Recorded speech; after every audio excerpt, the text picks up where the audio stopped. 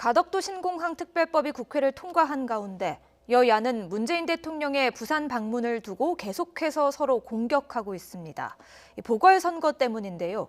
하지만 정치권 안팎에서는 이들이 주도해 통과시킨 특별법에 대한 비판의 목소리가 거세지고 있습니다. 백종규 기자입니다. 가덕도에 신관문공항이 들어서면 세계로 뻗어가고 세계에서 들어오는 24시간 하늘길이 열리게 됩니다. 세계적 물류 허브로 발돋움할 것입니다. 이처럼 문 대통령이 신공항 특별법 본회의 처리를 하루 앞둔 시점에 부산 가덕도를 찾자 국민의힘은 명백한 선거 개입이라며 연일 공세 수위를 높이고 있습니다. 문 대통령을 직권남용과 선거법 위반으로 고발하겠다고 밝힌 데 이어 탄핵 가능성까지 언급했고 민주당을 향해서도 선거를 앞두고 대통령을 앞세워 노골적인 야욕을 드러내고 있다며 비판을 쏟아냈습니다. 그러면서 선거 전 어느 정권, 어느 대통령이 여당 지도부와 장관들과 함께 선거 현장을 찾았는지 반문하기도 했습니다.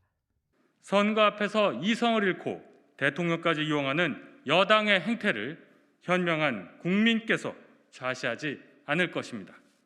민주당은 문 대통령 고발과 탄핵을 언급한 국민의힘이 이해할 수 없는 주장으로 국민을 분열시키고 있다고 맞받아쳤습니다.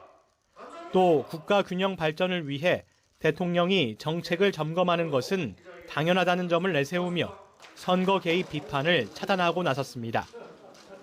국가 균형 발전은 대한민국의 생존의 문제입니다. 이를 방해하는 것이야말로 고발 당해야 할 반헌법적 행위입니다. 이처럼 서로 공방을 벌이고 있지만 특별법 처리를 함께 주도한 거대 양당에 대한 비판의 목소리가 큽니다. 선거 개입이니 정당한 국정 운영이니 말이 많지만 결국 가덕도 신공항 자체가 4월 보궐선거용이라는 점 때문입니다. 배가 산으로 가는 게 아니라 산이 바다로 가는 사업입니다.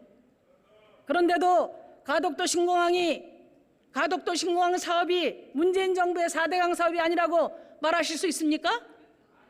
정치권 밖에서는 경실련이 엄청난 사업을 비전문가 집단인 국회가 강행하는 건 후대에 죄를 짓는 행위라고 비판하기도 했습니다.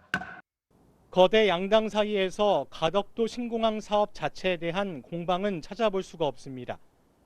결국 누가 더 이 사업을 자기 쪽으로 유리하게 끌고 갈 것인가만을 위해 싸우는 셈입니다. YTN 백종규입니다.